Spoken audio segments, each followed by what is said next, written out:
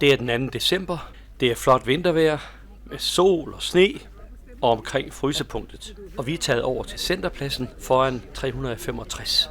Der skal være afstemning mellem kl. 10 og 12 om, hvilke projekter, der skal have del i forslagspuljen til Coop. De første, vi møder, er en gruppe fra Coop Bordtennis, der ønsker sig et udendørs bordtennisbord.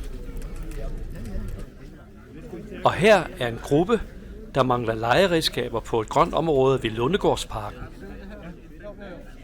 Der er gløgg og æbleskiver og mandariner til alle. Her udleveres stemmesedler til de 8 projekter.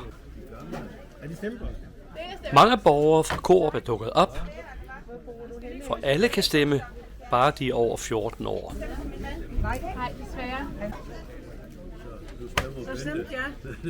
Der er også dukket heste med rytter op. De ønsker sig en ridesti ved siden af Langesøstien fra Hole Skov til Pederstrupvej. En gruppe ønsker penge til en ungefestival.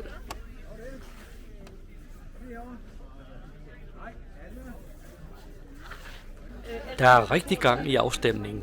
Vi får Malene fra lokalrådet til at fortælle om projekterne. Jamen, vi er jo samlet i Coop i dag den 2. december med hensyn til at stemme om alle de her projekter, som borgerne herude har sat i forslag, fordi vi har været så heldige at et år at modtage de her 200.000 fra borgerne bestemmer, som så gerne skulle kanaliseres tilbage til området.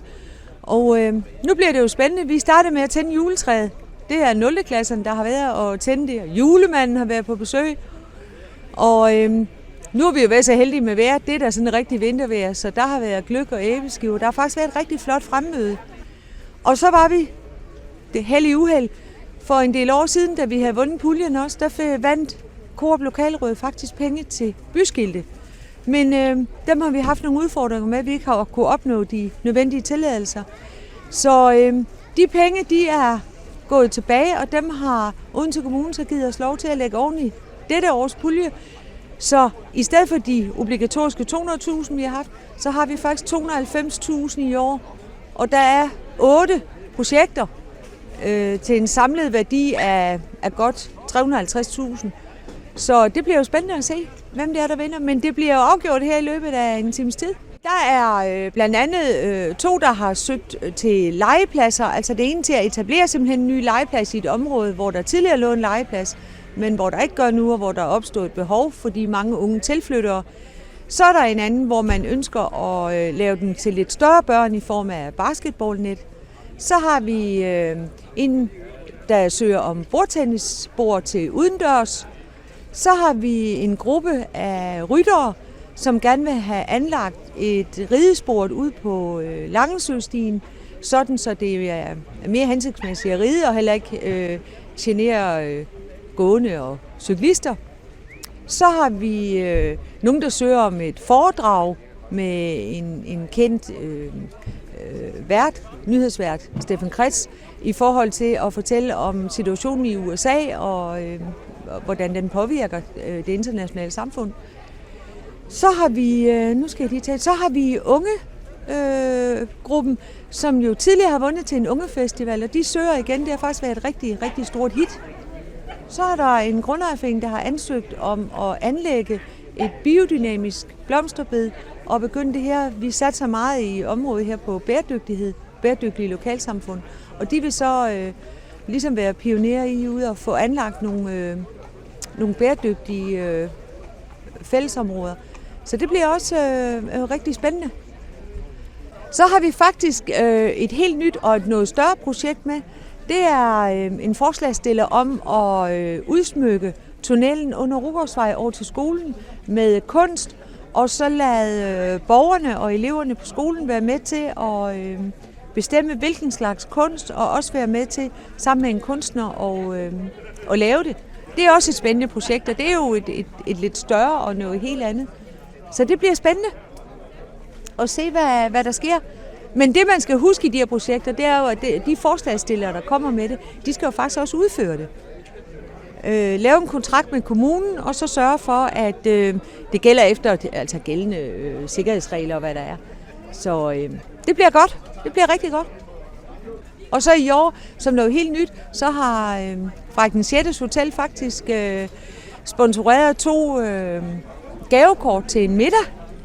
Vi har også været rigtig heldige, at Coop Bageri har sponsoreret til de her unge, der har tændt, eleverne, der har tændt juletræ. De får en stor kagemand leveret på mandag. Og så har Coop 65 og Netto, de har sponsoreret frugt og juice og kager. Og så har vi Frøken Mørk, vores lokale blomsterhandel, som har lavet dekorationer. Så jeg synes faktisk, at lokalsamfundet har bakket rigtig, rigtig fint op. Det har været dejligt. Der er trængsel omkring æbleskiverne.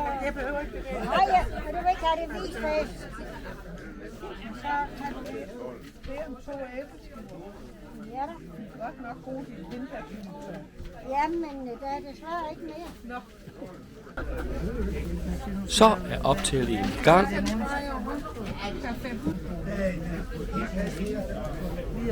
Okay, 1 og 4.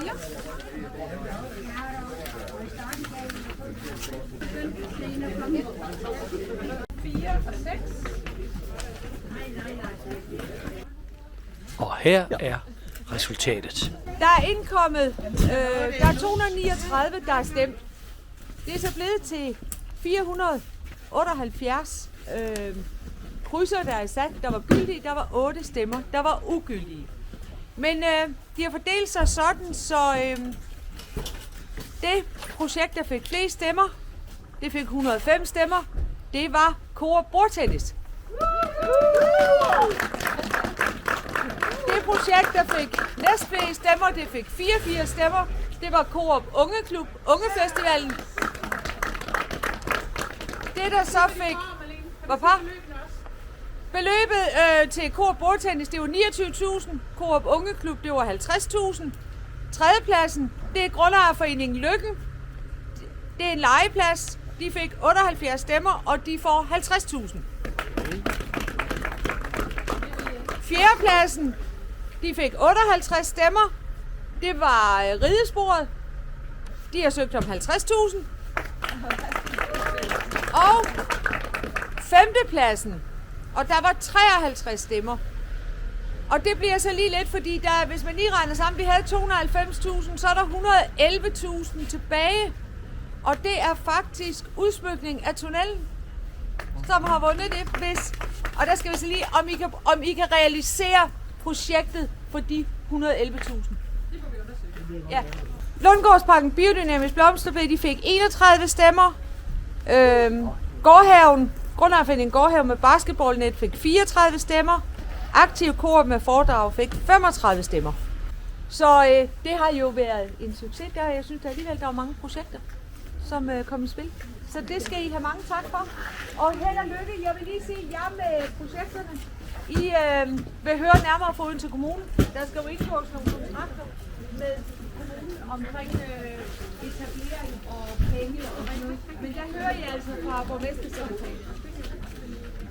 Så bliver der trukket løg, det er der, men hvem der har vundet de her 2 gavekort. Og Rensdyrlykken nummer 85 og Præstevej nummer 32. Jeg ved ikke, om de er her. Vi lige skriver det på Facebook også. Men vi skriver det også på Facebook, og det bliver lagt ind på lokalrådet. Og så kan man hente det. Og så hvor de kan hente det.